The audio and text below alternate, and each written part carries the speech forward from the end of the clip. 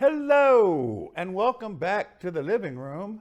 I'm Dr. Wiggo, and today is my 1-week review of the Apple Vision Pro, which I have right here. Now, I'm actually going to try to do this like a real review, unlike my normal reviews where I just kind of wander on. I'll still probably wander on, but I have a structure. First, I'm going to go through the pros, and then I'm going to go through the cons. If you want to get to the pros, skip ahead to the next chapter. And if you want to get to the cons, skip to the chapter after that. And then if you want to get to my final thoughts, skip on after that. First, let me just talk about for a minute, as you recall from last week's video, which I will link up here and down below. I bought 2 of these because I was worried about the fit, and it turned out I was right to be worried. But I got it fit, but then I had to return one. So I went over to Apple on Tuesday morning. Piece of cake. Walked in, went straight over. They sent me over. But I was there 10 minutes tops, and partly that was telling the guys about my YouTube channel because I have a hat that has my YouTube channel on it, so they were asking about that. But the return went flawlessly, and by the way, that was Tuesday, and Thursday the money was back in my bank account. So I have no complaints. They were really nice about it. These ones that we returned, they're going to be the reconditioned ones that they use to replace people that break them. So they actually need some returns so that they will have units. So if you break your Apple Vision Pro, you might get mine. Well, if you got a 1 terabyte. That went great. Now, before I get into the formal part of the review, I just want to say one of the things that everybody's been talking about since this thing came out is, what's the killer app? What's going to be the killer app? I have found my killer app. Now, it may not be your killer app, but it's my killer app, and that is 3D movies. This device is amazing for watching 3D content. I think I've mentioned in one of my earlier videos that I have gone through quite a few 3D TVs. In fact, I was totaling it up the other day. I have bought over $20,000 worth of 3D televisions since they came out. That's a lot of 3D. My current TV, which we will be looking at in a second, it's right over there, and we'll look at it through the Vision Pro, is not 3D because they stopped making them. And it's fabulous. It was a $5,000 87-inch OLED, and I love it, but it's not 3D. This is bigger than 87-inch, also OLED, does fantastic 3D and immersion. So that's my killer app. If all you really want is 3D movies, this is the device for you, because again, the 3500, which sounds expensive, well, it is expensive, Vision Pro is better than my $5,000 OLED TV. Even if it did 3D, it would still be better. This is my killer app. That's not going to be everybody else's killer app. And it does all this other stuff, which I will talk about. Well, let's just get into the review, shall we? So let me start with the pros. Let me put it on to demonstrate. Now you can see my TV, and I've got myself up there. Don't I look pretty? That's last week's video. So you can see it's already way bigger than my TV, but wait. So now look at that versus that. Way bigger. In fact, this fills my entire field of view. But this isn't the cool part, because this is just 2D. The cool part is the immersion. Everybody talks about the dinosaur encounter and the little butterfly that'll fly over here and land on my finger. There you go. And I am looking at another world. It is, and then the little dinosaur, well, you don't need to see all this, but I just wanted to show you, I mean, this immersion is incredible. This is in my living room. Now, when this guy comes out of the screen, this is what scares everybody. That's right, he's coming right into the room. Hey, buddy. Hey. Hey, don't bite me. There are 44 3D movies on Disney Plus here. 15 of these here are not available in the Apple store, the Apple TV Plus store. Black Panther Wakanda Forever you can buy on the Apple store, but you cannot buy Black Panther, the original. but it is here on Disney Plus in 3D.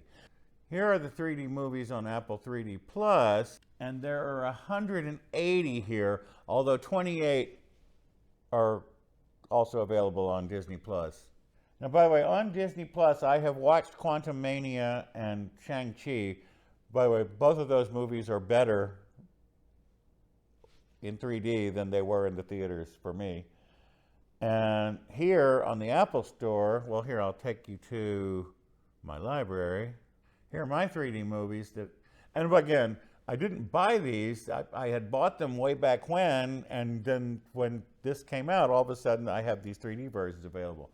And I have watched Blade Runner 2049, oh, and Bumblebee. Oh, and let me show you this real quick. So like Star Trek Beyond, now you're not gonna get to see this because of copyright, it's just gonna be a black screen.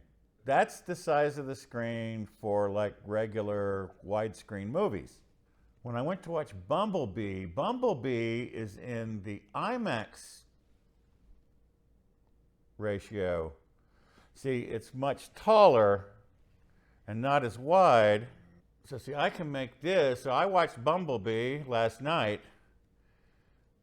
and it's filling my entire field of view. And by the way, in this chair, see, I can lean back and be completely comfortable. If you really like your immersion, the environments,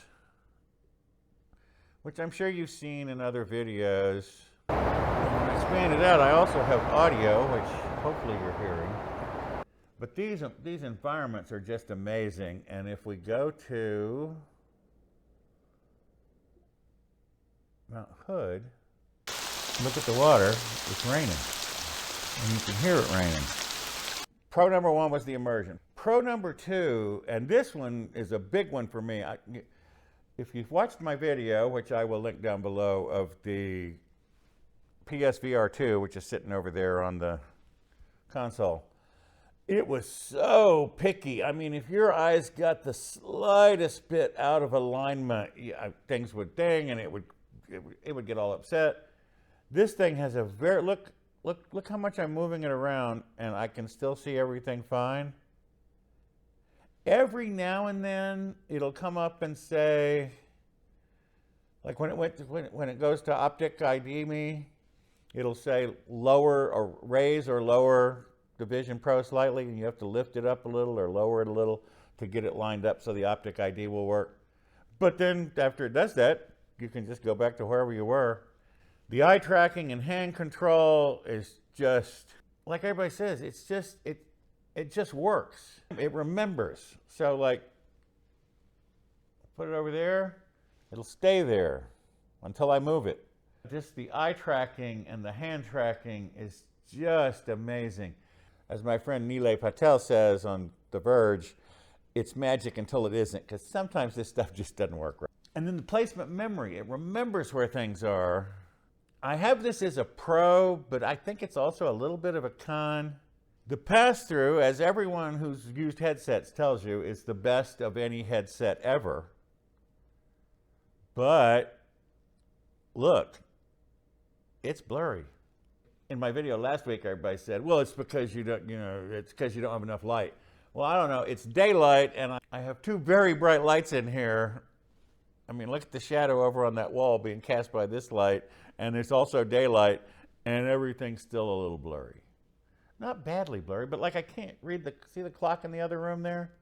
I can barely make it out. But it is the best pass-through of any headset anyone's ever seen. It's just not the greatest.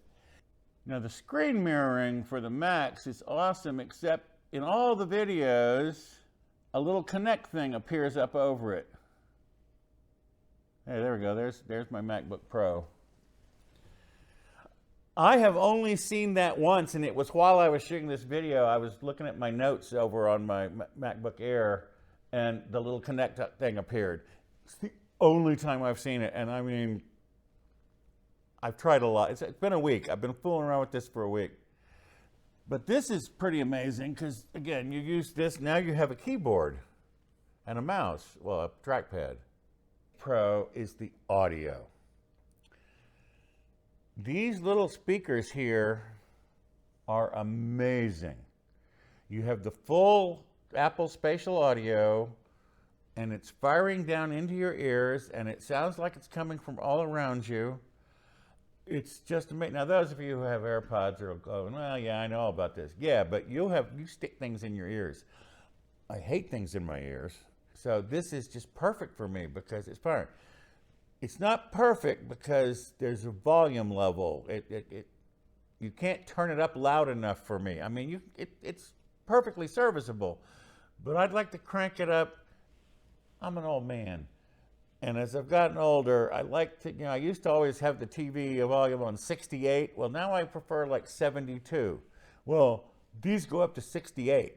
I can't get them up to 72. So my pros are the Immersion, the amazingly broad eye placement that you can move this thing around and it will still look fine and still register your eye movements. That eye tracking is fantastic. As is the hand tracking. The cameras do great. They need a lot of light.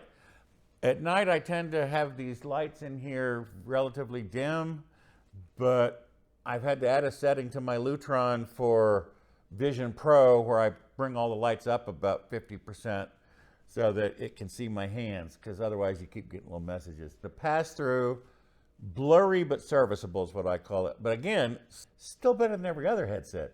It's not perfect. And the thing is, for $3,500, you want perfect. Now, this is as close to perfect as anyone's ever gotten, but we're still not there.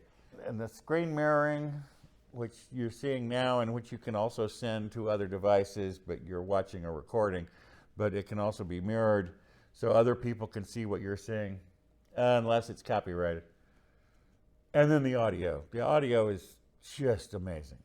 What are the cons?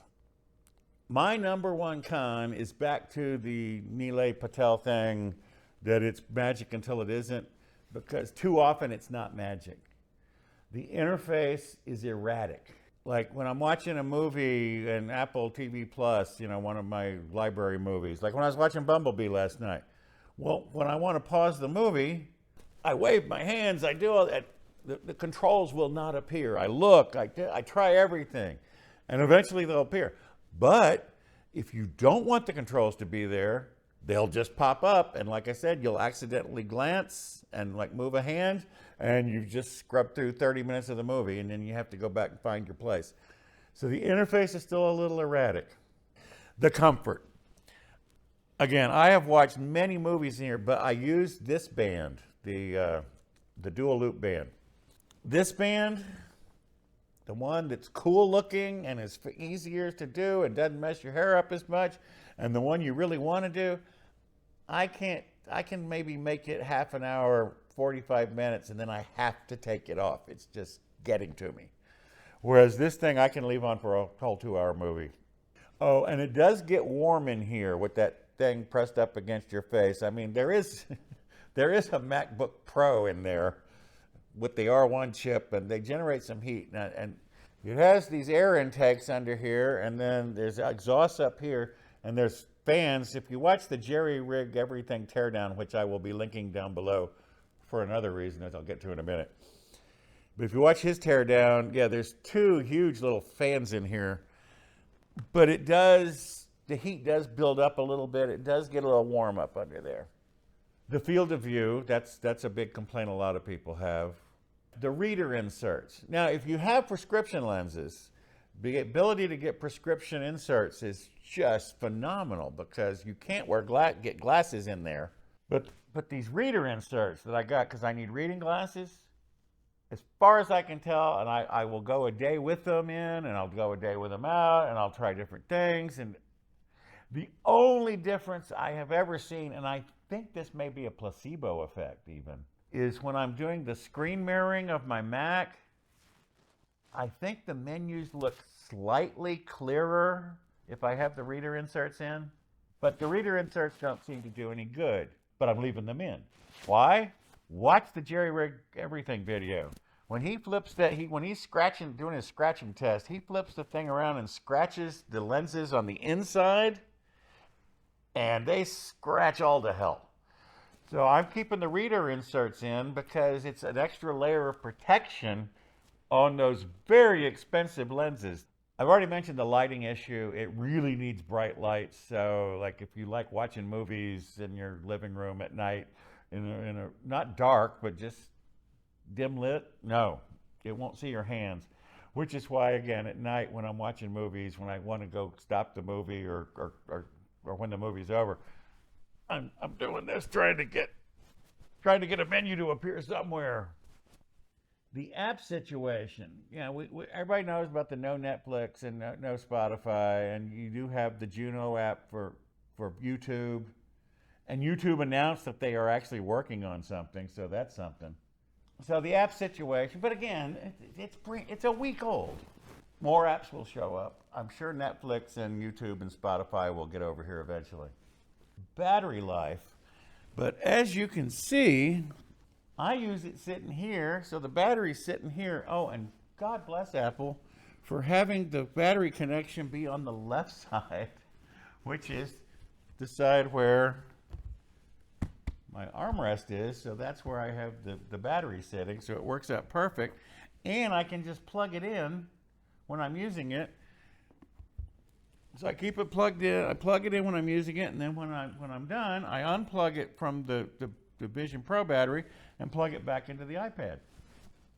Now this brings me to the final con, which is the price. $3,500. Well, when you get right down to it, $4,000 to $4,500, up maybe upwards to $5,000.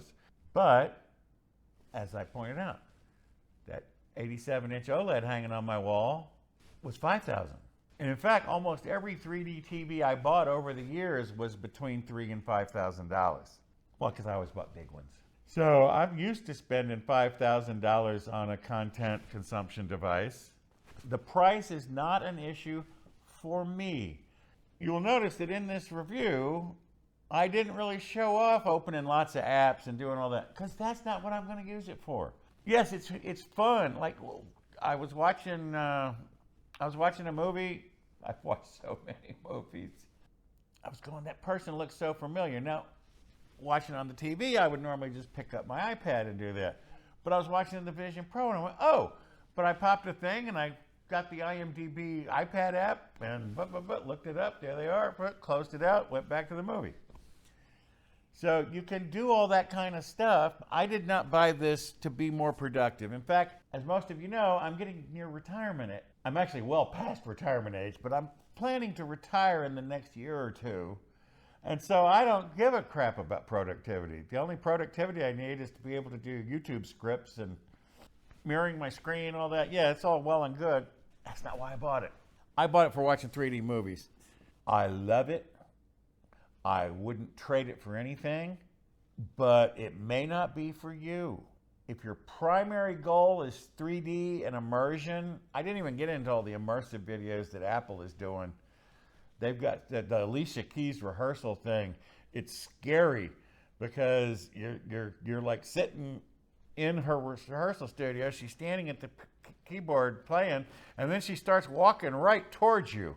And I mean, she's almost right on you when the camera switches. But anyway, those kind of things. And Apple's going to do more of that because they want to sell these things. And they want to sell the successors to it. And they want to sell the Apple Vision, the cheaper version that doesn't have quite so many great features. That'll probably be coming maybe next year, year after. And then the Vision Pro 2, which will probably be the year after that. Hope I'm still alive to buy one of those because this is so good. It's not perfect. Like Neely said on The Verge, it's magic until it isn't. And when it isn't, but I wouldn't trade it for anything. I love it. I wear it every night. I watch a movie every night. And I'm probably going to watch a movie every night until I've run out of 3D movies. But I'm hoping I won't run out of 3D movies because there's still a lot more catalog. Max has a Vision Pro app. Well, a whole lot of the DC movies are in 3D. So when the next version of Max, if they upgrade so that they support 3D, I'll have a lot more 3D. So I'm in heaven. This thing is awesome if you can afford it. And you probably can't. And I'm sorry, because it is very expensive. That's my take on the Apple Vision Pro. It is amazing. On balance, the pros to me far outweigh the cons. The only con that's probably going to keep you from buying it is the price. Oh, and there's a couple of really good tips and tricks videos that I've run across, which I will also, Apple Insider did one, and there's another one I can't remember right now, but I will link those down below. That's my review. I would give it 8 out of 10. If they correct all of the cons I have, that would get it to a 9 out of 10. But the thing that would get it to 10 out of 10 would be the pass-through being crystal clear. Which, again, technologically, that's a few years away. So I think this thing is going to like max out at 9 out of 10, but I'm already giving it 8 out of 10. It's Apple. They're going to make it work. It almost works flawlessly now. Bottom line, if you love 3D, you need one of these because you can't buy a 3D TV anymore. Now, if anybody's out there looking for opportunities, if anyone can figure out a way to get 3D Blu-rays to play through a 3D Blu-ray player and somehow get that into this headset, I'd pay another $1,000 for that. I would buy one again. If I had to do it all over again, I'd buy it again. I'm extremely happy. It's a brand new product. It's not just a brand new product, it's a new product category. So of course there are going to be issues, but they'll get to them. That's the view from the living room. So thanks for stopping by. Hope to see you next time when I will probably be talking about the Vision Pro again because I'm sure more stuff will come up that I want to talk about. So come back next time. Bye-bye. Stop waving soon and go put the Vision Pro back on because I just love watching 3D movies. Thanks for staying to the end. Bye-bye.